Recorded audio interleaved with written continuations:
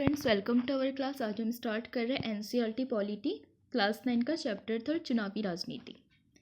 हम इसके परिचय की बात करें तो अध्याय 1 में हमने देखा कि लोकतंत्र के लिए यह ना तो संभव है और ना जरूरी है कि लोग सीधे शासन करें। हमारे समय में लोकतंत्र का सबसे आम स्वरूप लोगों द्वारा अपने प्रतिनिधियों के माध्यम से शासन चलाने का। जैसे आपने किसी ए नाम के इंसान को वोट दिया, वो चुनाव जीता, अब वो जब पार्लियामेंट में जाएगा, जब वहाँ की सभा होगी, या फिर वो लेजिस्लेटिव में जाएगा, जब वहाँ पे सभा होगी, तो वो आप लोगों की जो मांगें हैं उनको रखेगा वहाँ पे। इस अध्याय में हम देखेंगे कि किसी लोकतंत्र में प्रतिनिधियों का चुनाव कैसे होता है। हम शुरुआत यह समझने से करेंगे कि लोकतंत्र में चुनाव क्यों जरूरी है और उपयोगी है। हम ये भी समझने की कोशिश करेंगे कि विभिन्न दलों की चुनावी प्रतिद्वंदिता किस तरह लोगों को लाभ पहुंचाती है। फिर हम ये सवाल उठाएंगे कि किन किन चीज़ों के कारण कोई चुनाव लोकतांत्रिक होता है। इसी के सहारे हम लोकतांत्रिक और गैर लोकतांत्रिक चुनाव का अंतर भी समझ पाएंगे। अध्याय के बाकी हिस्से में हम इन्हीं पैमानों के आधार पर भारत में हुए चुनावों का मूल्यांकन करेंगे। इस क्रम में हम चुनाव के प्रत्येक चरण यानी विभिन्न चुनाव क्षेत्रों के सीमा निर्धारण से लेकर चुनाव परिणामों की घोषणा तक नजर डालेंगे। हर चरण में हम ये सवाल पूछेंगे कि क्या होना चाहिए और प्रत्येक चुनाव में क्या होता है। अध्याय के आखिर में हम इस सवाल पर विचार करेंगे कि भारत में वे चुनाव निष्पक्ष और स्वतंत्र ढंग से हुए हैं या नहीं, या हम निष्पक्ष और स्वतंत्र चुनाव कराने में चुनाव आयोग की भूमिका पर भी विचार करेंगे। चुनाव क्यों? यहाँ पर एक स्टोरी दी गई है हरियाणा चुनाव की। आधी रात के बाद का समय, उत्सुक भीड़ शहर के चौराहे के पास पिछले 5 घंटों से अपने नेता के आने का इंतजार कर रही है। आयोजक भीड़ को बार बार भरोसा दिला रहे हैं कि नेता बस आने वाले हैं। जब भी कोई गाड़ी पास से गुजरती तो लोग अपने नेता को देखने की उम्मीद में खड़े उठते। उन्हें लगता कि हमारे नेता आ गए। ये नेता हैं श्री देवीलाल, हरियाणा संघर्ष समिति के प्रमुख, जो गुरुवार की उस रात करनाल में भाषण देने आने वाले हैं। 76 वर्ष के इस नेता को आजकल जरा भी फुर्सत नहीं है। उनका राजनीतिक कार्यक्रम सुबह 8 बजे से शुरू होकर रात 11 बजे तक चलता है। उन्होंने सुबह से 9 चुनावी सभाओं में भाषण दिया है। पिछले 23 महीने से वे लगातार जनसभाएं कर रहे हैं और चुनाव की तैयारियां कर रहे हैं। आपने भी देखा होगा, जब इलेक्शन होते हैं तो उस टाइम पे सारे लीडर्स आते हैं और अपनी अपनी बातें रखते हैं लोगों के सामने और जनसभाएं करते हैं। ये हरियाणा में 1987 में वे राज्य विधानसभा चुनावों से जुड़ी एक अखबार की खबर है। राज्य में 1982 से कांग्रेस पार्टी की अगुवाई वाली सरकार थी। तब विपक्ष के एक नेता चौधरी देवीलाल ने न्याय युद्ध नामक आंदोलन का नेतृत्व किया और लोकदल नामक अपनी नई पार्टी का गठन किया था। उनकी पार्टी ने चुनाव में कांग्रेस के खिलाफ अन्य विपक्षी दलों को मिलाकर एक मोर्चा बनाया, जिसे क्या कहते हैं, संगठित सरकार। अपने चुनाव प्रचार में देवीलाल ने कहा कि अगर उनकी पार्टी चुनाव जीती तो वे किसानों और छोटे व्यापारियों के कर्ज माफ कर देंगे, जैसे हर नेता दावे करते हैं। उन्होंने वादा किया कि यही उनकी सरकार का पहला काम रहेगा। क्या अधिकांश नेता अपने चुनावी वादे पूरे करते हैं? आप इस पर अपनी राय दे सकते हैं। लोग तब की सरकार से नाखुश थे। वे देवीलाल के वादे की तरफ आकर्षित हुए। इसीलिए जब चुनाव हुए तो उन्होंने लोकदल और उसके सहयोगी दलों के पक्ष में जमकर वोट दिए। लोकदल और उसकी सहयोगी पार्टियों को राज्य विधानसभा की 90 सीटों में से 76 पर जीत मिली। लोकदल को अकेले ही 60 सीटें मिली और उसे स्पष्ट बहुमत मिला। स्पष्ट बहुमत मतलब आपको पता ही होगा, अगर आधा से ज़्यादा किसी को मिल जाता है। फॉर एग्जाम्पल, अगर 10 है, अगर 10 में से आपको 6 मिल जाएंगे तो आप बहुमत हासिल कर लेंगे। लेकिन अगर आप 10 में से सिर्फ 4 या फिर 3 हासिल करते, यानी कि आपने बहुमत हासिल नहीं किया है। कांग्रेस के हाथ तब सिर्फ 5 सीटें लगी थी। चुनावी नतीजों की घोषणा के बाद तत्कालीन सरकार के मुख्यमंत्री ने पद छोड़ दिया। लोकदल के नवनिर्वाचित विधायकों ने देवीलाल को अपना नेता चुना। राज्यपाल ने देवीलाल को नए मुख्यमंत्री के रूप में काम संभालने का निमंत्रण दिया। चुनावी नतीजों की घोषणा के 3 दिन के अंदर वे मुख्यमंत्री बन गए। मुख्यमंत्री पद की शपथ लेने के बाद उनकी सरकार ने एक आदेश जारी करके छोटे किसान, खेतीहर मजदूर और छोटे व्यापारियों के कारण ऋण को माफ कर दिया। उनकी पार्टी ने राज्य में 4 वर्षों तक शासन किया। अगले चुनाव 1991 में हुए। इस बार उनकी पार्टी को लोगों का समर्थन नहीं मिला। क्यों? क्योंकि उन्होंने जो पहले वादे किए थे वो तो पूरे नहीं किए। फिर जब दोबारा गए तो लोगों ने उनसे क्वेश्चन किए, फिर उन्होंने सेम मुद्दे उठाए, तो फिर लोग क्यों वोट दें उनको जो उनकी मांगें पूरी नहीं कर रहे हैं। कांग्रेस पार्टी ने चुनाव जीता और सरकार बनाई। अब बात करते हैं चुनावों की ज़रूरत क्यों है। किसी भी लोकतंत्र में नियमित अंतराल पर चुनाव होता है। दुनिया के 100 से अधिक देश ऐसे हैं जहां जनप्रतिनिधियों को चुनने के लिए चुनाव होता है। हम ये भी जानते हैं कि अनेक ऐसे देश हैं जो लोकतांत्रिक नहीं है, वहां भी चुनाव होता है। पर हमें चुनावों की ज़रूरत क्यों होती है? क्या आप इसको एक एग्जाम्पल से सोच सकते हैं कि जैसे आपका एक क्लास मॉनिटर है, तो आपको क्लास संभालने के लिए एक मॉनिटर की ज़रूरत क्यों होती है? नॉर्मल सी चीज़ है। और अगर 5 लोग हो गए, 5 लोग चाहते हैं कि वो मॉनिटर बने, तो फिर आखिर आप उनको कैसे करके सिलेक्ट करोगे? जैसे आप इसको एक एग्जांपल से समझ सकते हो। एक मॉनिटर है, वो आपके बीच का एक मीडिएटर बनता है, जो क्लास की बात चाहता है टीचर के पास, आपके जो क्लास टीचर होंगे उनके पास लेके जाएगा। और जो क्लास टीचर की जो भी इन्फॉर्म वो मतलब बच्चों तक के एक मीडिएटर की तरह काम करेगा। आपकी बात यहाँ पहुँचा करके फिर बाद में आपके लिए सारी जो मतलब प्रॉब्लम्स है उनको सल्यूशन ये दिलवा सकता है। और अगर जैसे 5 मॉनिटर्स हो गए, तो आप किस तरीके से उनको वोट करते हो या फिर किस तरीके से अपने मॉनिटर को सिलेक्ट करते हो, आप कमेंट सेक्शन में बता सकते हैं।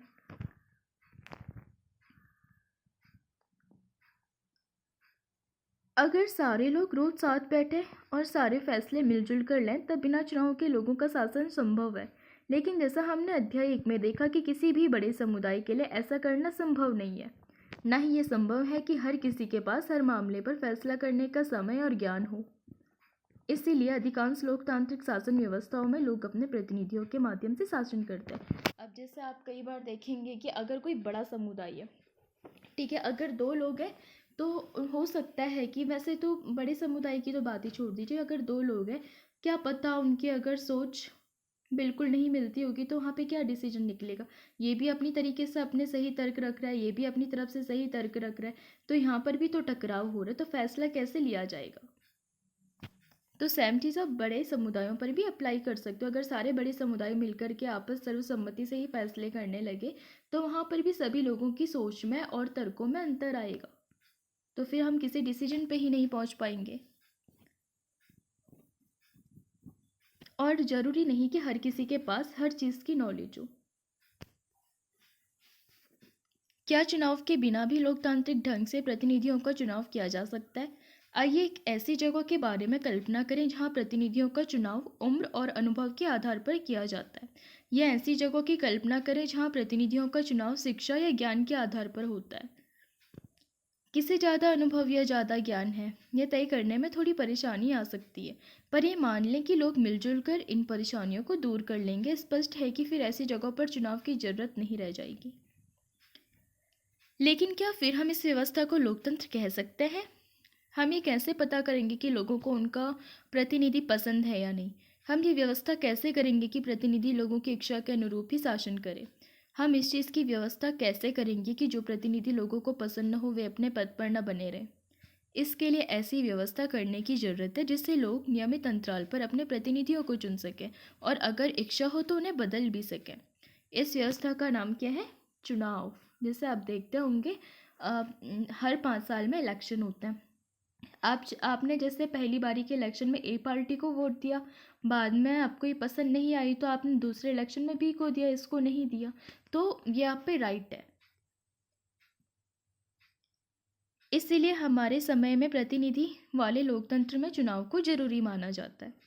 चुनाव में मतदाता कई तरह से चुनाव करते हैं। वे अपने लिए कानून बनाने वाले का चुनाव कर सकते हैं, वे सरकार बनाने और बड़े फैसले करने वाले का चुनाव कर सकते हैं, वे सरकार और उसके द्वारा बनने वाले कानूनों का दिशा निर्देश करने वाली पार्टी का चुनाव कर सकते हैं। हमने देखा कि लोकतंत्र के लिए चुनाव क्यों जरूरी है, पर गैर लोकतांत्रिक देशों में शासकों को भी चुनाव कराने की जरूरत क्यों पड़ती है। आप इसका आंसर दे सकते हैं। चुनाव को लोकतांत्रिक मानने के आधार क्या हैं? चुनाव कई तरह से हो सकते हैं। लोकतांत्रिक देशों में तो चुनाव होते ही हैं, यहाँ तक कि अधिकांश गैर लोकतांत्रिक देशों में भी किसी न किसी तरह के चुनाव होता है। सो चुनाव लोकतांत्रिक हुए हैं, इसे जांचने के लिए हमारे लिए क्या पैमाने हैं? हमने अध्याय 1 में इस सवाल पर हल्की सी चर्चा की थी। हमने वहाँ अनेक देशों के चुनाव के उदाहरण दिए थे जिन्हें हम लोकतांत्रिक चुनाव नहीं मान सकते। आइए वहाँ सीखे सबक को याद करें और लोकतांत्रिक चुनावों के लिए जरूरी न्यूनतम शर्तों के साथ अपनी बात की शुरुआत करते हैं। पहला, हर किसी को चुनाव करने की सुविधा हो, यानी हर किसी को मताधिकार करने की सुविधा हो और हर किसी को मत का समान मूल्य हो। चाहे कोई अमीर है चाहे कोई गरीब है, हर कोई वोट देगा। इसके अलावा जो इसकी वोट की वैल्यू है वो भी सेम है एंड गरीब की भी सेम है। दूसरा, चुनाव में विकल्प उपलब्ध हो, पार्टी और उम्मीदवारों में चुनाव में उतरने की आज़ादी हो और वे मतदाताओं के लिए विकल्प पेश करें। जैसे आप भी देखते होंगे जो पार्टियां इलेक्शन से पहले क्या करती हैं, अपने अपने दावे रख देती है। फॉर एग्जांपल ए पार्टी ने बोल दिया हम स्कूल खुलवाएंगे, हम पार्किंग के लिए करवाएंगे या फिर कुछ भी, एंड बी पार्टी ने बोल दिया हम महिलाओं के लिए काम करवाएंगे या गरीबों की कल्याणकारी योजनाएं बनाएंगे। इस प्रकार के वो अपने अपने विकल्प पेश कर सकते हैं। तीसरा, चुनाव का अवसर नियमित अंतराल पर मिलता रहे। नए चुनाव कुछ वर्षों में जरूर कराए जाने चाहिए। जैसे यहाँ पर क्या होता है, नॉर्मली 5 ईयर के बाद इलेक्शन होता है। चौथा, लोग जिन्हें चाहे वास्तव में उसी का चुनाव होना चाहिए। जैसे आपने आजकल देखो काफ़ी धांधली हो रही है, आपने वोट दिया किसी एक को, बाद में क्या हुआ, हेर फेर हुई और बाद में पता चला वोट तो इसको दिया था लेकिन जीत कोई और गया। तो ये वाली प्रॉब्लम्स नहीं होनी चाहिए। जिसको वोट दिया यानी कि जिसको आप पसंद करते हैं तो चुनाव भी उसी का होना चाहिए। पांचवा, चुनाव स्वतंत्र और निष्पक्ष ढंग से कराए जाने चाहिए जिससे लोग सचमुच अपनी इच्छा से व्यक्ति का चुनाव कर सकें। इसके लिए जो जनप्रतिनिधित्व अधिनियम है 1951 वाला, उसमें कुछ प्रावधान दिए गए हैं। ये शर्तें बहुत आसान और सरल लग सकती है, लेकिन अनेक देश ऐसे हैं जहाँ के चुनावों में इन शर्तों को भी पूरा नहीं किया जाता। इस अध्याय में हम अपने देश में हुए चुनावों पर भी ये शर्तें लागू करके जानने का प्रयास करेंगे कि हमारे यहाँ के चुनावों को लोकतांत्रिक कहा जा सकता है या नहीं। क्या राजनीतिक प्रतिद्वंदिता अच्छी चीज़ है? इस प्रकार हम पाते हैं कि चुनाव का मतलब राजनीतिक प्रतियोगिता या प्रतिद्वंदिता है। जैसे अभी मैंने एग्जांपल, जैसे कोई ए पार्टी है, बी पार्टी है, इसने अपनी पूरी राय रख ली, बी पार्टी ने कोई भी राय रख ली, बाद में इलेक्शन टाइम आया, फिर जनता जिसको चाहे इनमें से वोट दे करके अपना नेता चुन सकती है। तो एक तरीके का ये कॉम्पिटिशन ही है ये। फॉर एग्जाम्पल, जैसे आप दो दोस्त हैं, एक है 1 एक है 2, आपने भी स्पीच दी, अगले ने भी स्पीच दी, दोनों ने अपने अपने जो मतलब भाव थे या फिर विचार थे उनको व्यक्त किया। अब जज को जो भी पसंद आएगा तो वो उसे सिलेक्ट करके फर्स्ट विनर बोल देगा। ये प्रतियोगिता कई तरह का रूप ले सकती है। सबसे स्पष्ट रूप है कि राजनीतिक पार्टियों के बीच प्रतिद्वंदिता। निर्वाचन क्षेत्रों में इसका स्वरूप उम्मीदवारों के बीच प्रतिद्वंदिता का हो जाता है। अगर प्रतिद्वंदिता नहीं रही तो चुनाव बेमानी हो जाएंगे। लेकिन क्या राजनीतिक प्रतिद्वंदिता का होना अच्छी चीज़ है? चुनावी प्रतिद्वंदिता में कुछ स्पष्ट नुकसान दिखते हैं। इससे हर बस्ती हर घर में बंटवारे जैसी स्थिति हो जाती है। जैसे आप भी देखते होंगे आजकल, अगर कोई ए पार्टी के बारे में कुछ बोलता है तो जैसे 1 और 2 कम्युनिटी है, एक कम्युनिटी ए को सपोर्ट करती है, सेकंड वाली बी को सपोर्ट करती है। अगर सेकंड ने ए को कुछ बोल दिया तो फर्स्ट वाले उनसे लड़ने पर उतारू हो जाएंगे। अगर फर्स्ट वाले ने बी को कुछ बोल दिया तो सेकंड वाले इनसे लड़ने को उतारू हो जाएंगे। तो इस तरीके से बंटवारी वाली चीज़ भी यहाँ पर देखने को मिलती है चुनाव के आधार पर। आपने भी अपने इलाके में सुना होगा कि लोग पार्टी पॉलिटिक्स के फैलने की शिकायत कर रहे हैं। विभिन्न दलों के लोग और नेता अक्सर एक दूसरे के खिलाफ आरोप लगाते हैं। पार्टियां और उम्मीदवार चुनाव जीतने के लिए तरह तरह के हथकंडे भी अपनाती है। जिससे क्या होता है, उन्होंने हथकंडे तो अपना लिए, चुनाव जिसे जीतना था वो जीत गया, लेकिन एक कम्युनिटी एंड दूसरी कम्युनिटी, उनके विचारों में टकराव की स्थिति उत्पन्न हो गई। उसका क्या? कुछ लोगों का कहना है कि चुनावी दौर जीतने का यह दबाव सही किस्म की दीर्घकालिक राजनीति को पनपने नहीं देता। समाज और देश की सेवा करने की चाह रखने वाले कई अच्छे लोग भी इन्हीं कारणों से चुनावी मुकाबले में नहीं उतरते। उन्हें इस मुश्किल और बेढंगी लड़ाई में उतरना अच्छा नहीं लगता। हमारे संविधान निर्माता इन समस्याओं के प्रति सचेत थे, फिर भी उन्होंने भविष्य के नेताओं के चुनाव के लिए मुक्त चुनावी मुकाबले का ही चयन किया। क्यों? क्योंकि उन्होंने हमारे संविधान में एक चीज़ जोड़ी थी, डीपीएसपी की। डीपीएसपी में क्या है? दिशा निर्देश, ताकि अगर वो 5 साल बाद जब जनता के सामने जाए तो जनता उनसे क्वेश्चन पूछ सके कि आपने ये दावे किए थे और अभी तक ये पूरे क्यों नहीं हुए। उन्होंने ऐसा इसलिए किया क्योंकि दीर्घकालिक रूप से यही व्यवस्था बेहतर काम करती है। एक आदर्श दुनिया में ही सभी राजनीतिक नेताओं को मालूम होता है कि लोगों का हित किन चीज़ों में है, तथा ये सभी नेता लोगों की सेवा की प्रेरणा में ही राजनीति में आते हैं। पर असल जीवन में ऐसा नहीं होता। दुनिया भर के सभी नेताओं को अन्य पेशों के लोगों के समान आगे बढ़ने की, अपना करियर बनाने की चिंता होती है। जैसे आप भी देखते होंगे, इलेक्शन के टाइम पे तो कई तरीके के दावे और वादे हो जाते हैं, लेकिन बाद में सबको अपनी जेबें भरनी होती है। तो इस तरीके की समस्याएं बाद में देखने को मिलती हैं। वे सत्ता में बने रहना चाहते हैं या अपने लिए बड़ी से बड़ी कुर्सी और ज़्यादा से ज़्यादा अधिकार पाना चाहते हैं। संभव है कि उनके अंदर लोगों की सेवा करने की भावना भी हो, पर सिर्फ इस भावना के भरोसे चीज़ों को छोड़ना जोखिम का काम है। ये भी संभव है कि उनके अंदर लोगों की मदद करने की भावना हो, पर उन्हें ये मालूम ना हो कि ये काम कैसे किया जा सकता है। या फिर ये भी हो सकता है कि उनके मन में जो विचार हो उनका लोगों की ज़रूरत या स्थिति या स्थानीय जो स्थिति है उससे मेल ही ना बैठे। जैसे वो चाहते हैं हमारे वहाँ शिक्षा की व्यवस्था करवाना, लेकिन अगर शिक्षा की व्यवस्था है तो फिर क्या इस कम्युनिटी को शिक्षा की व्यवस्था कराने का कोई फ़ायदा होगा? अब जैसे यहाँ पर 4 कॉलेज खुले हुए हैं, यहाँ पर सारे मतलब टीचर्स भरे हुए हैं और सामने से कोई शिक्षा का ऑफ़र रख रहा है, और यहाँ पर हॉस्पिटल नहीं है एंड डॉक्टर्स की कमी है, ज़रूरत है उनको हेल्थ की, और वो सिर्फ शिक्षा में ही इन्वेस्ट किए जा रहे हैं, हेल्थ का कोई नाम नहीं है। तो फिर ये किसे सपोर्ट करेंगे? क्या ये शिक्षा की ज़रूरत है इनको यहाँ पर? वैसे तो आप इसको इस एग्जाम्पल से समझ सकते हैं, या फिर आप कोई दूसरे एग्जाम्पल से समझ सकते हैं इसको। जैसे अगर आपके यहाँ पार्किंग की व्यवस्था नहीं है, पर बस आपके यहाँ सिर्फ सड़कें बनाई जा रही हैं और वाहनों के लिए काफ़ी मतलब कुछ हद तक छूट या फिर टैक्स वगैरह कम कर दिया गया, लेकिन अगर यहाँ पे पार्किंग की ही व्यवस्था नहीं है तो फिर कहाँ रखोगे? इस तरीके से भी मेल ना बैठने के कारण समस्याएं देखने को मिलेंगी।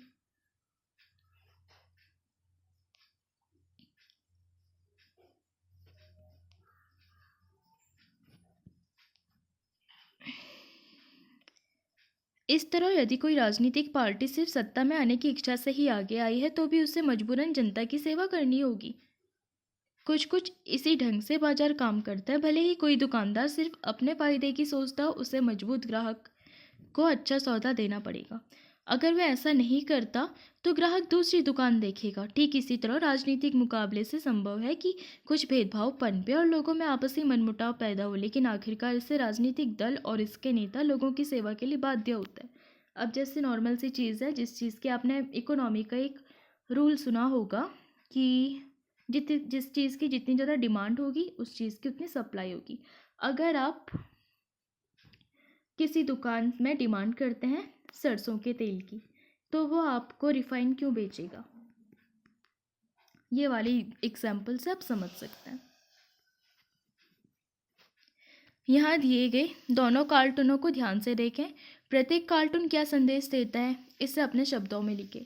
अपनी कक्षा में चर्चा करें कि इनमें से कौन सा कार्टून आपके अपने इलाके की असलियत के करीब है। मतदाता और उम्मीदवार के संबंधों पर चुनाव का असर बताने वाला एक कार्टून खुद बनाएं। चुनाव की हमारी प्रणाली क्या है? क्या हमारे देश में होने वाले चुनाव लोकतांत्रिक हैं? इस सवाल का जवाब देने के लिए आइए देखें कि भारत में चुनाव किस तरह होते हैं। हमारे यहाँ लोकसभा और विधानसभाओं के चुनाव हर 5 साल बाद होते हैं। बहुत ज़्यादा इंपॉर्टेंट टॉपिक है, पूछा जाने वाला। 5 साल के बाद सभी चुनाव में चुने हुए प्रतिनिधियों का कार्यकाल समाप्त हो जाता है। लोकसभा और विधानसभाएं भंग हो जाती हैं। फिर सभी चुनाव क्षेत्रों में एक ही दिन या फिर छोटे अंतराल में अलग अलग दिन चुनाव होता है। इससे कहते हैं आम चुनाव। कई बार सिर्फ एक क्षेत्र में चुनाव होता है जो किसी सदस्य की मृत्यु या इस्तीफे से खाली हुआ होता है। उसे क्या कहते हैं? उपचुनाव। तो आपको आम चुनाव और उपचुनाव में अंतर पता चल गया होगा। इस अध्याय में हम आम चुनाव पर ही ध्यान केंद्रित करेंगे। चुनाव क्षेत्र। आपने पढ़ा है कि हरियाणा के लोगों ने 90 विधायकों का चुनाव किया। संभव है आपने सोचा हो कि उन्होंने ऐसा कैसे किया होगा। क्या हरियाणा का हर व्यक्ति सभी 90 विधायकों के लिए वोट देता है? शायद आपको भी मालूम होगा कि ऐसा नहीं होता। अपने देश में हम क्षेत्र विशेष पर आधारित प्रतिनिधित्व की प्रणाली से काम करते हैं। चुनाव के उद्देश्य से देश को अनेक क्षेत्रों में बांट लिया गया है। इसे क्या कहते हैं? निर्वाचन क्षेत्र। एक क्षेत्र में रहने वाले मतदाता अपने एक प्रतिनिधि का चुनाव करते हैं और लोकसभा चुनाव के लिए देश को 543 निर्वाचन क्षेत्रों में बांटा गया है। हर क्षेत्र से चुने गए प्रतिनिधियों को कहते हैं संसद सदस्य। लोकतांत्रिक चुनाव की एक विशेषता है हर वोट को बराबर मूल्य। इसीलिए हमारे संविधान में व्यवस्था है कि हर चुनाव क्षेत्र में मतदाताओं की संख्या काफ़ी हद तक एक समान हो। इसी प्रकार प्रत्येक राज्य को उसकी विधानसभा की सीटों के हिसाब से बांटा गया है। आप चाहें तो अपनी विधानसभा सीटों के बारे में कमेंट सेक्शन में मेंशन कर सकते हैं। इन सीटों से निर्वाचित प्रतिनिधियों को विधायक कहते हैं। प्रत्येक संसदीय निर्वाचन क्षेत्र में विधानसभा के कई निर्वाचन क्षेत्र आते हैं। पंचायतों और नगर पालिका के चुनाव में भी यही तरीका अपनाया जाता है। प्रत्येक पंचायत को कई वार्डों में बांटा जाता है जो कि छोटे छोटे निर्वाचन क्षेत्र हैं। प्रत्येक वार्ड से पंचायत या नगर पालिका के लिए एक सदस्य का चुनाव होता है और कई बार निर्वाचन क्षेत्रों की सीट भी कहा जाता है क्योंकि हर क्षेत्र संसद या विधानसभा की एक सीट का प्रतिनिधित्व करता है। इसीलिए हम जब कहते हैं कि लोकदल ने हरियाणा की 60 सीटें जीती तो इसका मतलब है कि विधानसभा के 60 निर्वाचन क्षेत्रों से लोकदल के 60 लोग जीतकर राज्य विधानसभा में पहुंचे। आरक्षित निर्वाचन क्षेत्र। हमारा संविधान प्रत्येक नागरिक को अपना प्रतिनिधि चुनने और जनप्रतिनिधि के तौर पर चुने जाने का अधिकार देता है। लेकिन हमारे संविधान निर्माताओं को चिंता थी कि संभव है खुले चुनावी मुकाबले में कुछ कमजोर समूहों के लोग लोकसभा और विधानसभाओं में पहुंच नहीं पाए, तो इसीलिए उन्होंने क्या किया था, इसमें आरक्षण का प्रावधान। संभव है कि चुनाव लड़ने और जीतने लायक जरूरी संसाधन, शिक्षा और संपर्क उनके पास हो ही ना। संसाधनों वाले प्रभावशाली लोग ही उसको चुनाव जीतने से रोक भी सकते हैं। अगर ऐसा होता है तो संसद और विधानसभाओं में हमारी आबादी के एक बड़े हिस्से की आवाज़ ही नहीं पहुंच पाएगी। इससे हमारे लोकतांत्रिक प्रतिनिधित्व का चरित्र कमजोर होगा और ये व्यवस्था कम लोकतांत्रिक होगी। इसीलिए हमारे संविधान निर्माताओं ने कमजोर वर्गों के लिए आरक्षित निर्वाचन क्षेत्र की विशेष व्यवस्था सोची। इसी कारण कुछ चुनाव क्षेत्र अनुसूचित जातियों के लोगों के लिए आरक्षित हैं तो कुछ क्षेत्र अनुसूचित जनजाति के लोगों के लिए। अनुसूचित जाति के लिए आरक्षित सीट पर केवल अनुसूचित जाति का ही व्यक्ति चुनाव लड़ सकता है। इसी तरह सिर्फ अनुसूचित जनजाति के ही व्यक्ति अनुसूचित जनजाति के लिए आरक्षित चुनाव लड़ सकता है। अभी लोकसभा की 84 सीटें अनुसूचित जातियों के लिए और 47 सीटें अनुसूचित जनजातियों के लिए आरक्षित है। 26 जनवरी 2019 की स्थिति में ऐसा था। ये सीटें पूरी आबादी में इन समूहों के हिस्से के अनुपात में। इस प्रकार अनुसूचित जातियों और जनजातियों के लिए आरक्षित सीटें किसी अन्य समूह के उचित हिस्से में से कुछ नहीं लेगी। कमजोर समूहों के लिए आरक्षण की व्यवस्था बाद में जिला और स्थानीय स्तर पर भी लागू की गई। जैसा आप देखते होंगे, जैसे जो नगर पालिका के हो गए या फिर ग्राम पंचायत के जो इलेक्शन होता है तो उसमें भी ये सारे प्रोविज़न देखने को मिलेंगे आपको। अनेक राज्यों में अब ग्रामीण पंचायतों और शहरी नगर पालिका और नगर निगमों, स्थानीय निकायों में अन्य पिछड़े वर्गों के लिए भी आरक्षण लागू हो गया है कुछ जगहों पर हर राज्य में आरक्षित सीटों का अनुपात अलग अलग है। इसी प्रकार ग्रामीण और शहरी स्थानीय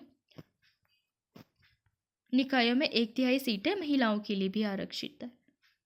क्या आप जानते हो कि पंचायतों की तरह संसद और विधानसभाओं में भी वर्ष 2023 में 1/3 सीटें महिलाओं के लिए आरक्षित की गई है। ये था नारी शक्ति वंदन अधिनियम 2023 के तहत।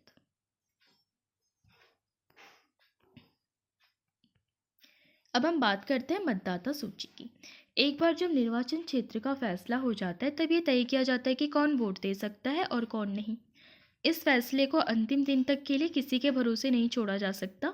लोकतंत्र चुनाव में मतदान की योग्यता रखने वाले को सूची चुनाव में काफ़ी पहले तैयार कर ली जाती है और हर किसी को दे दी जाती है। इस सूची को आधिकारिक रूप से क्या कहते हैं? मतदाता सूची, यानी कि वोटर लिस्ट। आम बोलचाल में इसको वोटर लिस्ट भी कहते हैं। ये एक महत्वपूर्ण कदम है क्योंकि इसका सीधा संबंध लोकतांत्रिक चुनाव की पहली शर्त अपना प्रतिनिधि चुनने के लिए हर किसी को समान अवसर मिलने से है।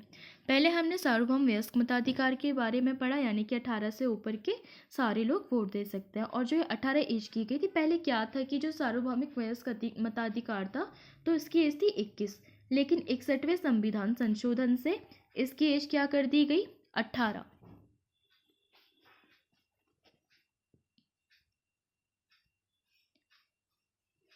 व्यवहार में इसका मतलब है कि हर किसी को मत देने का अधिकार होना चाहिए, हर एक का मत समान मूल्य का होना चाहिए।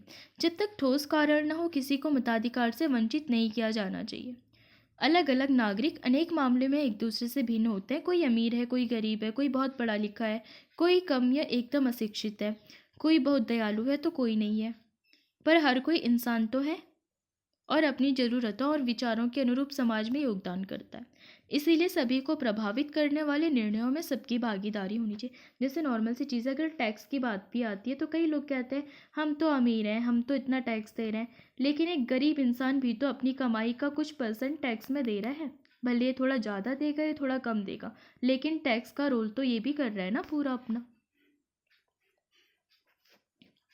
हमारे देश में 18 वर्ष और उससे ऊपर की उम्र के सभी नागरिक चुनाव में वोट डाल सकते हैं। नागरिक की जाति, धर्म, लिंग चाहे जो भी हो, उसे मत देने का अधिकार है।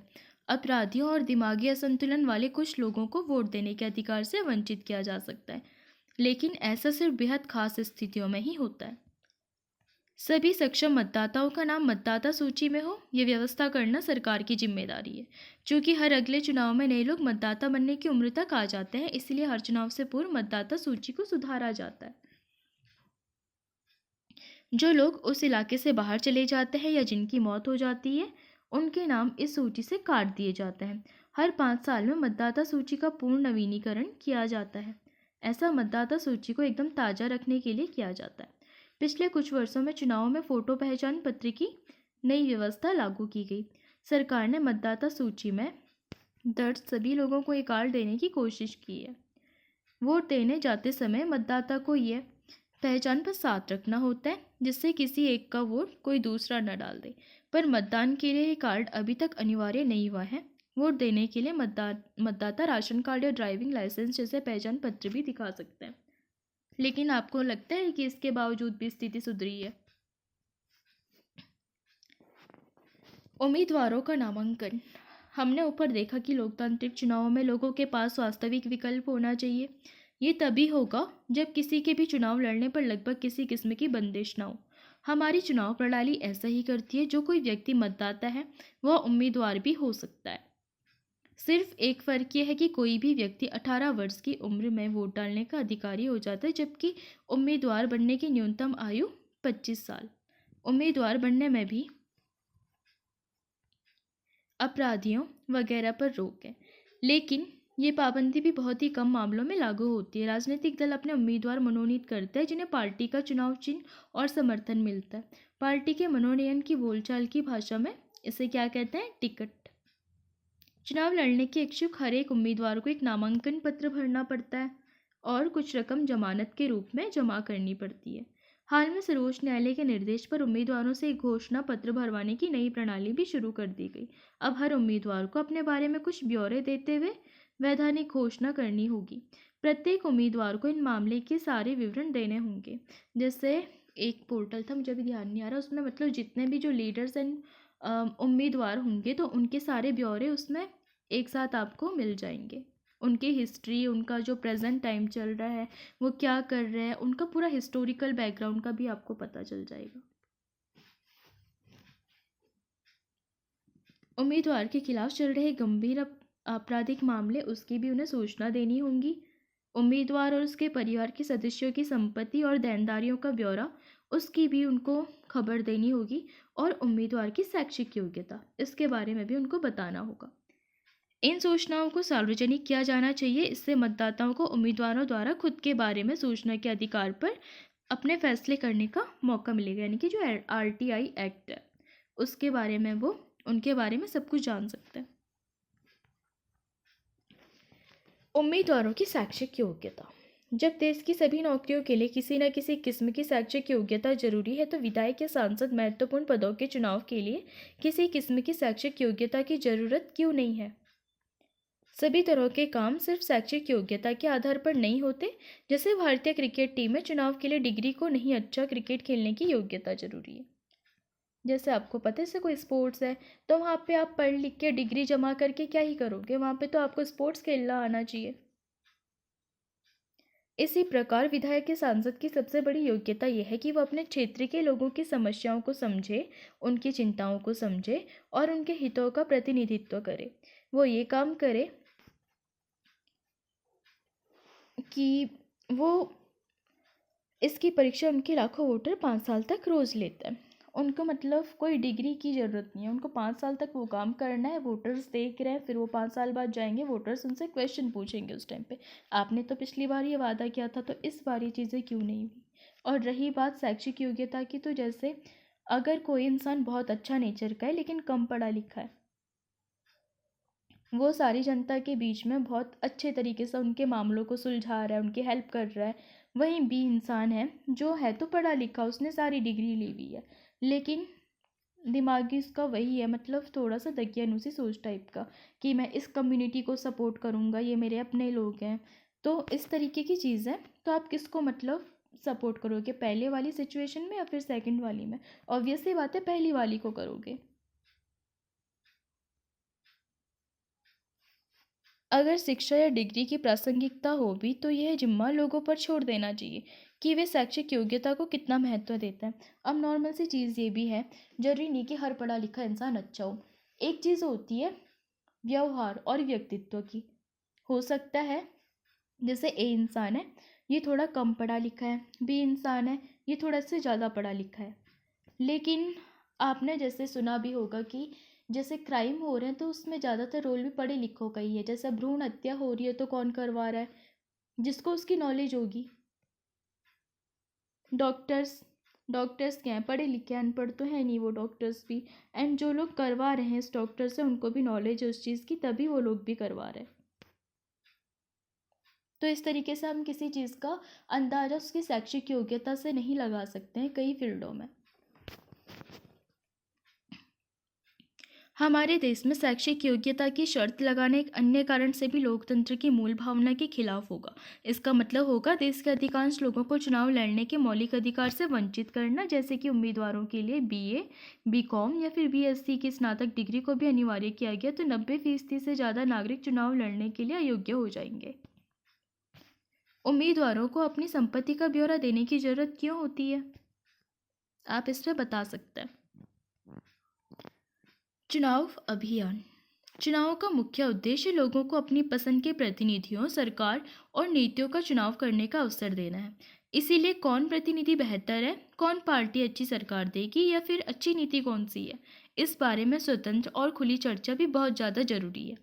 चुनाव अभियान के दौरान यही होता है। हमारे देश में उम्मीदवारों की अंतिम सूची की घोषणा होने और मतदान की तारीख के बीच आमतौर पर 2 सप्ताह का समय चुनाव प्रचार के लिए दिया जाता है। इस अवधि में उम्मीदवार मतदाताओं से संपर्क करते हैं, राजनेता चुनावी सभाओं में भाषण देते हैं, राजनीतिक पार्टी अपने समर्थकों को सक्रिय करती है और इसी अवधि में अखबार और टीवी चैनलों पर चुनाव से जुड़ी खबरें प्रकाशित की जाती है। पर असल में चुनाव अभियान सिर्फ 2 हफ्ते नहीं चलता। राजनीतिक दल चुनाव होने के महीनों पहले से इसकी तैयारी शुरू कर देते हैं। चुनाव अभियान के दौरान राजनीतिक पार्टियां लोगों का ध्यान कुछ बड़े मुद्दों पर केंद्रित कराना चाहती है।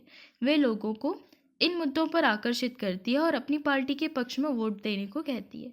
आइए विभिन्न चुनावों में विभिन्न दलों द्वारा उठाए गए कुछ सफल नारों पर गौर करें। इंदिरा गांधी के नेतृत्व वाली कांग्रेस पार्टी ने 1971 में क्या नारा दिया था? गरीबी हटाओ। पार्टी ने वादा किया था कि सरकार की सारी नीतियों में बदलाव करके सबसे पहले देश की गरीबी हटाएंगे। 1977 में वे लोकसभा चुनाव में जयप्रकाश नारायण के नेतृत्व में जनता पार्टी ने नारा दिया था कि लोकतंत्र बचाओ। पार्टी ने आपातकाल के दौरान हुई ज्यादतियों को समाप्त करने और नागरिक आज़ादी को बहाल करने का वादा किया था। वामपंथी दलों ने 1977 में वे पश्चिम बंगाल विधानसभा चुनाव में जमीन जोतने वालों को का नारा दिया था। 1983 के आंध्र प्रदेश में विधानसभा चुनाव में तेलुगु देशम पार्टी के नेता एनटी रामाराव ने तेलुगु स्वाभिमान का नारा दिया था। लोकतंत्र में राजनीतिक दलों और उम्मीदवारों को अपनी मर्जी के मुताबिक चुनाव प्रचार करने के लिए आज़ाद छोड़ देना ही सबसे अच्छा होता है, पर सभी दलों को उचित और समान अवसर मिले इसके लिए कई बार कुछ दखल देना जरूरी है। चुनाव के कानूनों के अनुसार कोई भी उम्मीदवार या पार्टी ये सब काम नहीं कर सकती, जैसे मतदाता को प्रलोभन देना और घूस देना या धमकी देना। अगर वो प्रचार कर रही है तो फिर वो किसी भी टाइप से मतलब धमका नहीं सकती है, उनको घूस नहीं दे सकती और प्रलोभन नहीं दे सकती। लेकिन वास्तविकता आप जानते हो क्या रहा है, उनसे जातीय धर्म के नाम पर वोट मांगना, चुनाव अभियान में सरकारी संसाधनों का इस्तेमाल करना और लोकसभा चुनाव में निर्वाचन क्षेत्र में 25 लाख के विधानसभा चुनाव में 10 लाख रुपए से ज़्यादा खर्च करना। आप जानते हैं कि क्या हो रहा क्या नहीं हो रहा, आप इस पर अपनी राय दे सकते हैं।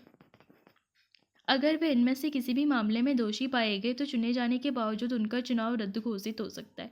इन कानूनों के अलावा हमारे देश की सभी राजनीतिक पार्टियों में चुनाव के प्रचार की आदर्श आचार संहिता को भी स्वीकार किया गया है। इसमें उम्मीदवार और पार्टियों को सब करने की मनाही है। चुनाव प्रचार के लिए किसी धर्म स्थल का उपयोग और सरकारी वाहन, विमान या अधिकारियों का चुनाव में उपयोग। चुनाव की अधिघोषणा हो जाने के बाद मंत्री किसी बड़ी योजना का शिलान्यास, बड़े नीतिगत फैसले या लोगों को सुविधाएं देने के वादे नहीं कर सकते। जो भी करना था पहले कर लिया, पर जैसे आचार संहिता लागू होगी, अगर किसी ने बोल दिया हम आपको ये देंगे वो देंगे, तो फिर वहीं पे रद्द। 1951 के तहत जनप्रतिनिधित्व, मतदान और मतगणना। चुनाव का आखिरी चरण है मतदाताओं द्वारा वोट देना। इस दिन को आमतौर पर चुनाव का दिन कहा जाता है। मतदाता सूची में नाम वाला हर व्यक्ति आपके इलाके में स्थित मतदान केंद्र पर जाता है। यह अस्थायी तौर पर स्थानीय स्कूल या किसी सरकारी इमारत में बना होता है। जब मतदाता मतदान केंद्र में जाता है तो चुनाव अधिकारी उसे पहचान कर उसकी उंगली पर एक काला निशान लगा देते हैं और उसे वोट डालने की अनुमति देते हैं। सभी उम्मीदवारों के एजेंटों को मतदान केंद्र के अंदर बैठने की इजाज़त होती है, जिससे वे देख सके कि चुनाव ठीक ढंग से हो रहा है कि नहीं हो रहा है। पहले मतदाता एक मतपत्र पर अलग अलग छपे उम्मीदवारों के नाम और चुनाव चिन्ह में से अपनी पसंद के उम्मीदवार के चुनाव चिन्ह पर मुहर लगाकर अपनी पसंद जाहिर करते थे। अब मतदान के लिए इलेक्ट्रॉनिक वोटिंग मशीनों का इस्तेमाल होने लगा है। मशीन के ऊपर उम्मीदवारों के नाम और उनके चुनाव चिन्ह बने होते हैं। निर्दलीय उम्मीदवारों को भी चुनाव अधिकारी चुनाव चिन्ह देते हैं। मतदाता को जिस उम्मीदवार को वोट देना होता है उसके चुनाव चिन्ह के आगे बने बटन को एक बार दबा भर देना होता है। क्या हमारे देश में चुनाव बहुत महंगे हैं? भारत में चुनाव करवाने पर बहुत ज़्यादा रकम खर्च होती है।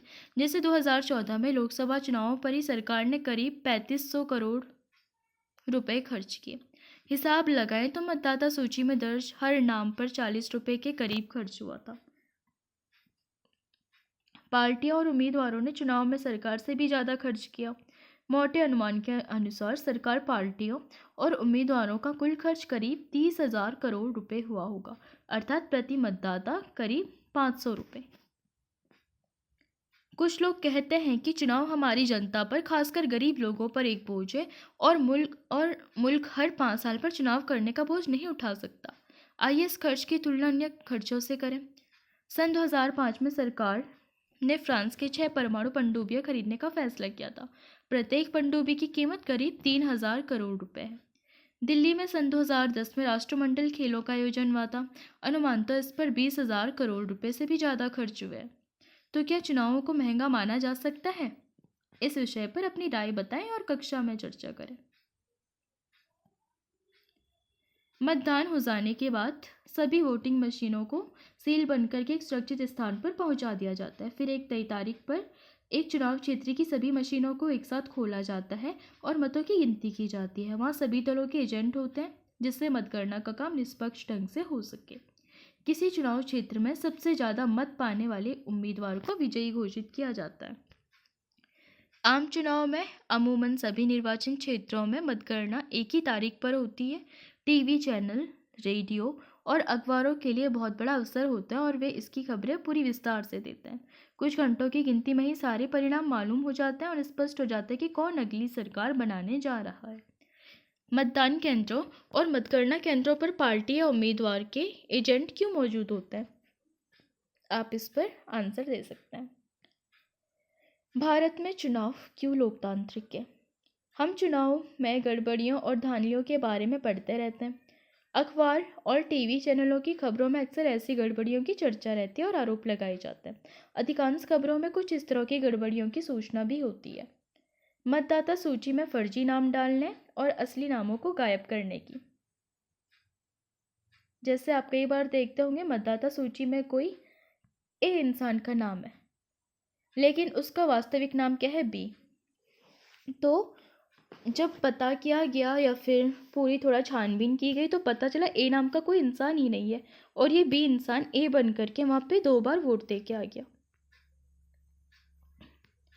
शासक दल द्वारा सरकारी सुविधाओं और अधिकारियों के दुरुपयोग की। आपको पता होगा करप्शन कितना ज़्यादा फैला हुआ है, तो जो सरकारी सुविधा का और अधिकारी हैं तो उनके दुरुपयोग से मतलब है कि वो काफ़ी ज़्यादा उस चीज़ के लिए अपने भ्रष्टाचार को बनाए रखने के लिए काफ़ी प्रकार की धांधलियों में सहयोग करते हैं चुनाव के टाइम पे। अमीर उम्मीदवारों और बड़ी पार्टियों द्वारा बड़े पैमाने पर धन खर्च करने की। अब क्या चीज़ है, अगर कोई अमीर है, जैसे 2 अमीर है ए एंड बी, एक सपोर्ट करता है सी पार्टी को, एक सपोर्ट करता है डी पार्टी को। तो जो ए चाहेगा सी जीते, क्यों? अगर वो सी जीतेगा तो फिर कहीं ना कहीं इसको अपना बिजनेस चलाने में काफ़ी ज़्यादा हेल्प मिलेगी। और बी चाहता है कि वो डी जीते, क्यों? अगर डी जीतेगा तो बी को अपना बिजनेस चलाने में हेल्प होगी। तो जो ये कंपनियां होती हैं फिर जो ये अमीर समुदाय होता है, तो इसमें काफ़ी धन खर्च करते हैं और काफ़ी मतलब सपोर्ट करते हैं इन चीज़ों को, ताकि उनके पक्ष की सरकार आए और उनको अपना बिजनेस जमाने में हेल्प मिलती रहे। मतदान के दिन चुनावी धांधली, मतदाताओं को डराना और फर्जी मतदान करना। जैसे क्या होता है, पहले तक सब कुछ ठीक रहा, जैसे लोग सेंटर पे पहुंचे या बूथ पे पहुंचे तो वहाँ पर क्या होता है, कुछ उनके गुंडे या फिर कई प्रकार के आदमी लगे होते हैं जो कि लोगों को डरा धमका करके फर्जी वोट देने के लिए बाध्य करता है। ये भी आजकल एक समस्या बनी हुई है। इसमें से अनेक खबरें सही होती है। ऐसी खबरों को पढ़ने या टीवी पर देखते हुए हमें दुख होता है, पर सौभाग्य से ये गड़बड़ियाँ इतने बड़े पैमाने पर नहीं होती कि चुनाव के उद्देश्य को ही नकार दे। इस परिप्रेक्ष्य में अगर एक एक करके सवाल उठाएं तो बात ज़्यादा स्पष्ट हो जाती है। क्या कोई पार्टी बिना जनसमर्थन के सिर्फ चुनावी धांधलियों के सारे चुनाव जीतकर सत्ता में आ सकती है? यह एक महत्वपूर्ण सवाल है। आइए इस सवाल के विभिन्न पहलुओं पर सावधानी से गौर करें। स्वतंत्र चुनाव आयोग। चुनाव निष्पक्ष हुए हैं या नहीं, इसे जांचने का एक सरल तरीका है ये देखना कि उनका संचालन कौन करता है। क्या चुनाव कराने वाले लोग सरकार से स्वतंत्र हैं या फिर सरकार या शासक पार्टी उन पर दबाव और प्रभाव बनाती है? क्या उनके पास स्वतंत्र और निष्पक्ष चुनाव करने की शक्ति है? क्या वे इन शक्तियों का वास्तव में प्रयोग करते हैं? हमारे देश के लिए इन सवालों का जवाब काफ़ी हद तक सकारात्मक है। हमारे देश में चुनाव एक स्वतंत्र और बहुत ताकतवर चुनाव आयोग द्वारा करवाए जाता है। इसे न्यायपालिका के समान ही आज़ादी प्राप्त है। मुख्य निर्वाचन आयुक्त की नियुक्ति भारत के राष्ट्रपति करते हैं। एक बार नियुक्ति हो जाने के बाद निर्वाचन आयुक्त राष्ट्रपति या सरकार के प्रति जवाबदेह नहीं रहता। अगर शासक पार्टी या सरकार को चुनाव आयोग पसंद न हो तब भी मुख्य निर्वाचन आयुक्त को हटा पाना लगभग असंभव है। इनको कैसे हटाया जाता है? जैसे कि सुप्रीम कोर्ट के न्यायाधीश को हटाया जाता है।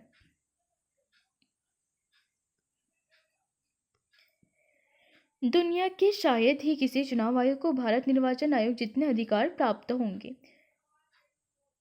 निर्वाचन आयोग चुनाव की अधिसूचना जारी करने से लेकर चुनावी नतीजों की घोषणा तक पूरी चुनाव प्रक्रिया के संचालन हर पहलू पर निर्णय लेता है। कौन? भारत का निर्वाचन आयोग।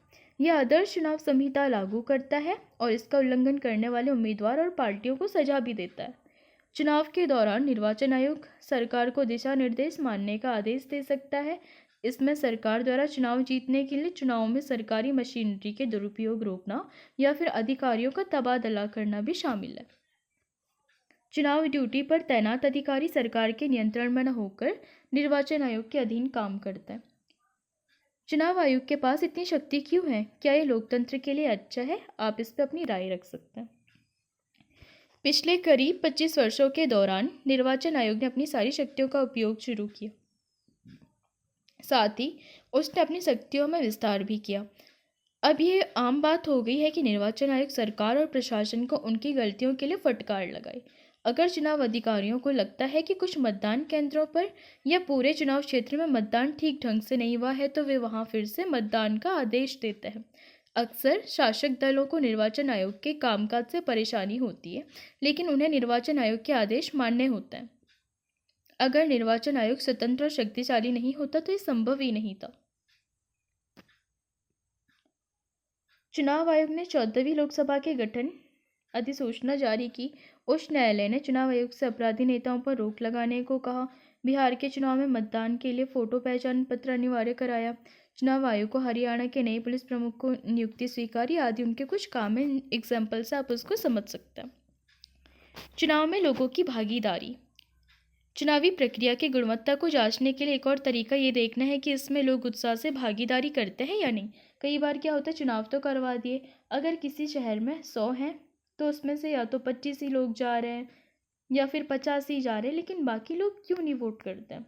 ये भी आज के लिए सबसे इम्पोर्टेंट क्वेश्चन बना हुआ है।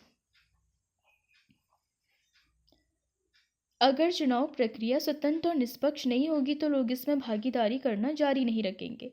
अब इन लेख चित्र को पढ़ करके हम भारतीय चुनाव में लोगों की भागीदारी के बारे में कुछ निष्कर्ष निकाल सकते हैं। ये रहा भारत और ब्रिटेन का 1991 से 2015 का रेशियो है।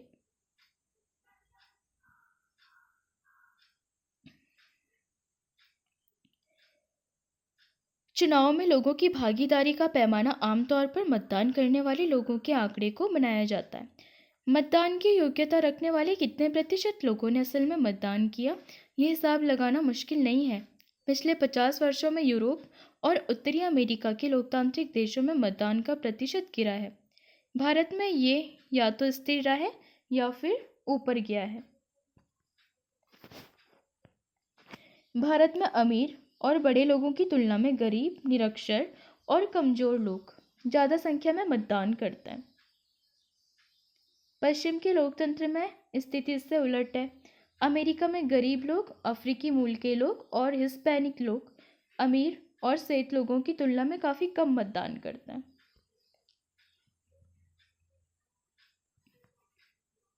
भारत में आम लोग चुनावों को बहुत महत्व देते हैं। उन्हें लगता है कि चुनाव के जरिए वे राजनीतिक दलों पर अपने अनुकूल नीति और कार्यक्रमों के लिए दबाव डाल सकते हैं। उन्हें लगता है कि देश के शासन संचालन के तरीके में उनके वोट का महत्व है। क्या आपको लगता है कि आपके वोट से फर्क पड़ता है? तो इसमें यहाँ पे एक डायग्राम दिया है जो कि राष्ट्रीय चुनाव अध्ययन 2004 का था। तो 67% लोगों को लगता है कि फ़र्क पड़ता है, 15% लोगों को कुछ पता ही नहीं है और 18% लोगों को लगता है कि फ़र्क नहीं पड़ता। साल दर साल चुनाव से संबंधित गतिविधियों में लोगों की सक्रियता बढ़ती जा रही है। 2004 के चुनाव में 1/3 से ज़्यादा मतदाताओं ने चुनाव अभियान वाली गतिविधियों में किसी न किसी तरह की भागीदारी की थी। आधे से ज़्यादा लोगों ने खुद को किसी न किसी दल के नज़दीक बताया। प्रत्येक 7 मतदाताओं में से एक व्यक्ति किसी न किसी राजनीतिक दल का सदस्य था। और आजकल क्या चल रहा है, एक और चीज़, जैसे दलीय व्यवस्था चल रही है। अब जैसे किसी चीज़ को सपोर्ट करता है तो वो उस पार्टी के लिए लड़ने के लिए भी तैयार है। यह आपने भी देखा होगा। चुनावी नतीजों को स्वीकार करना। चुनाव के स्वतंत्र और निष्पक्ष होने का आखिरी पैमाना उसके नतीजे ही हैं। अगर चुनाव स्वतंत्र और निष्पक्ष ढंग से ना हो तो नतीजे हरदम ताकतवर जमात के पक्ष में ही जाते हैं। ऐसी स्थिति में शासक पार्टी चुनाव हारती ही नहीं है। आमतौर पर हारने वाली पार्टी गड़बड़ ढंग से कराए गए चुनाव के नतीजों को स्वीकार नहीं करती। भारत में चुनावी नतीजे खुद ही काफ़ी कुछ कह देते हैं। भारत में शासक दल राष्ट्रीय और प्रांतीय स्तर पर अक्सर चुनाव हारते रहते हैं। बल्कि पिछले 15 वर्षों में भारत में जितने चुनाव हुए हैं उनमें से प्रत्येक 3 में से 2 में शासक पार्टियां हारी हैं। अमेरिका में मौजूदा चुनाव प्रतिनिधि शायद ही कभी चुनाव हारता है। भारत में निवर्तमान सांसदों और विधायकों में से आधे चुनाव हार जाते हैं। वोट खरीदने में सक्षम पैसे वाले उम्मीदवार हों या आपराधिक पृष्ठभूमि वाले उम्मीदवार, उनका भी चुनाव हारना बहुत आम है। कुछ एक अपवादों को छोड़ दे तो अक्सर हारी हुई पार्टी भी चुनाव के नतीजों को जनादेश मानकर स्वीकार कर लेती है। स्वतंत्र और निष्पक्ष चुनाव की चुनौतियां। इन बातों से हम इस सरल निष्कर्ष पर पहुंचते हैं कि भारत में चुनाव बुनियादी रूप से स्वतंत्र और निष्पक्ष है। जो पार्टी चुनाव जीतकर सरकार बनाती है उसे लोगों का समर्थन प्राप्त होता ही है। संभव है कि हर निर्वाचन क्षेत्र पर यह बात लागू न होती हो। कुछ उम्मीदवार पैसों के जोर जोर पर या गलत तरीकों से जीते हो सकते हैं, पर चुनाव का कुल नतीजा अभी भी लोगों की इच्छा को ही बताता है। पिछले 50 वर्षों में हमारे देश में सामान्य नियम के थोड़े बहुत अपवाद हैं, और यही चीज़ भारतीय चुनाव प्रणाली को लोकतांत्रिक बनाती है। पर जब आप थोड़े ज़्यादा गंभीर मसलों पर गौर करें तो कुछ सवाल उठाएंगे तो तस्वीर थोड़ी अलग लगेगी। क्या लोग पूरी समझदारी और सारी चीज़ें जानकर फैसले करते हैं? क्या मतदाताओं के पास सचमुच स्वस्थ विकल्प उपलब्ध होते हैं? क्या चुनाव मैदान सबको बराबरी का अवसर देता है?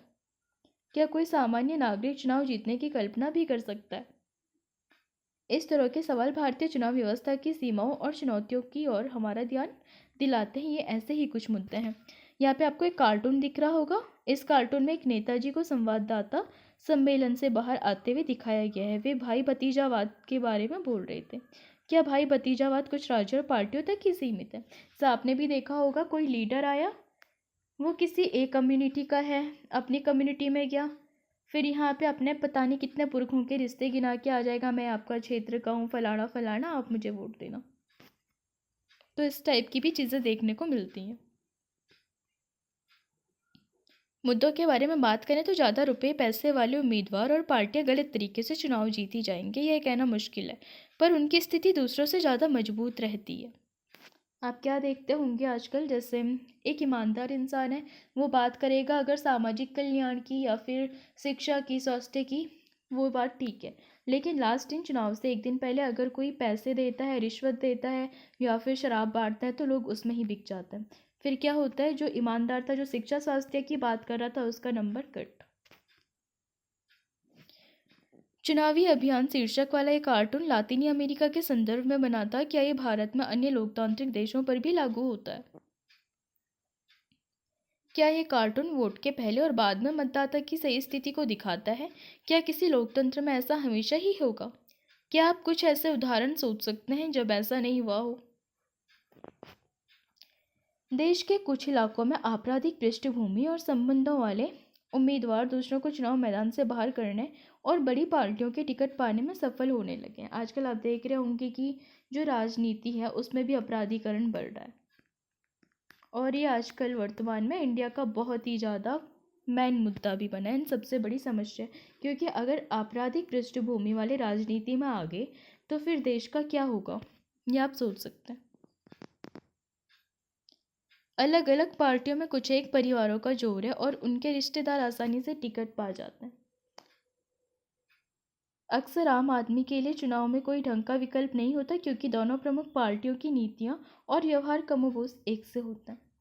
बड़ी पार्टियों की तुलना में छोटे दलों और निर्दलीय उम्मीदवारों को कई तरह की परेशानियां उठानी पड़ती है। अब नॉर्मल सी चीज़ है, कोई राष्ट्रीय दल है, for example A and B, और यहाँ पे कोई सी इंसान आता है निर्दलीय के वे में, तो लोग तो पार्टी के नाम पे आजकल वोट दे रहे हैं, यानी कि दल प्रथा ज़्यादा चल रही है।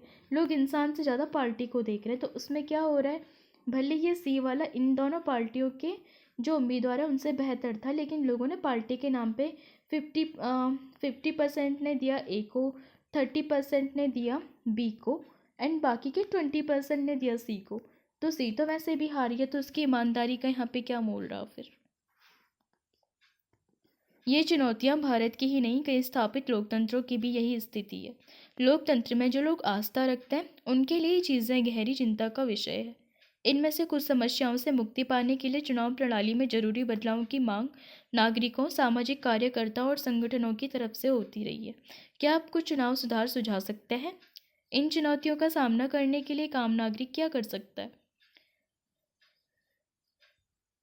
ये भारतीय चुनावों के बारे में कुछ तथ्य है, इनमें से प्रत्येक पर टिप्पणी करके बताइए कि ये चीज़ें हमारी चुनाव प्रणाली की शक्ति को बढ़ाती है या कमजोरी को। 16वीं लोकसभा में महिला सदस्यों की संख्या 12% ही है। चुनाव कब हो इस बारे में अक्सर चुनाव आयोग सरकार की नहीं सुनता।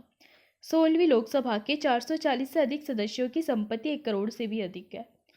चुनाव हारने के बाद एक मुख्यमंत्री ने कहा, मुझे जनादेश मंजूर है। अब हम बात करते चुनावी धांधली।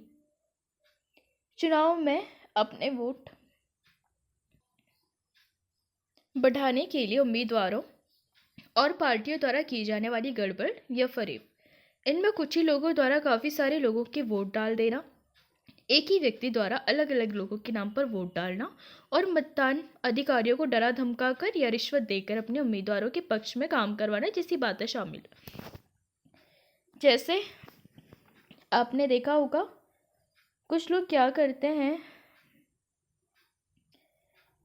एक इंसान है ए नाम से, ये बाद में गया बी बन करके, पहले इसने ए नाम से तो दिया था, बाद में बी बन करके भी देखे आ गया। तो इस टाइप की चीज़ें भी देखने को मिलती हैं। या फिर क्या होता है ईवीएम के साथ छेड़खानी, क्योंकि अब नॉर्मल सी है तो वो भी मशीन, तो त्रुटि तो उसमें भी हो सकती है, तो कुछ इस टाइप की चीज़ों में भी छेड़खानी करके भी हो सकता है। इसके अलावा जैसे कोई बूथ पे पहुंचा, पहले तक इंसान नॉर्मल सोच के या तो पर्टिकुलर पार्टी को वोट देगा, जो दूसरी पार्टी वाला था उसने इसको या तो कुछ पैसे दे दिए यहाँ पर, या फिर कोई प्रलोभन दे दिए, या फिर डरा धमका दिया, तो फिर ये क्या करेगा, डर के मारे या फिर लालच में आकर के जो पहली वाली पार्टी था जिसको वोट देने का उसको ना दे करके इसको दे देगा। तो ये भी मतलब चुनावी धांधली में आता है। निर्वाचन क्षेत्र एक खास भौगोलिक क्षेत्र होता है जहाँ पर मतदाता किसी प्रतिनिधि का चुनाव करते हैं। आचार संहिता चुनाव के समय पार्टियों और उम्मीदवारों द्वारा माने जाने वाले कायदे कानून और दिशा निर्देश।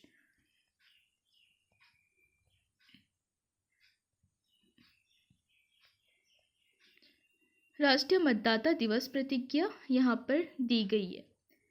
हम भारत के नागरिक लोकतंत्र में अपनी पूर्ण आस्था रखते हुए शपथ लेते हैं कि हम अपने देश की लोकतांत्रिक परंपराओं की मर्यादा को बनाए रखेंगे तथा स्वतंत्र, निष्पक्ष एवं शांतिपूर्ण निर्वाचन की गरिमा को अक्षुण्ण रखते हुए निर्भीक होकर धर्म, वर्ग, जाति, समुदाय, भाषा या अन्य किसी भी प्रलोभन से प्रभावित हुए बिना किसी निर्वाचन में अपने मताधिकार का प्रयोग करेंगे।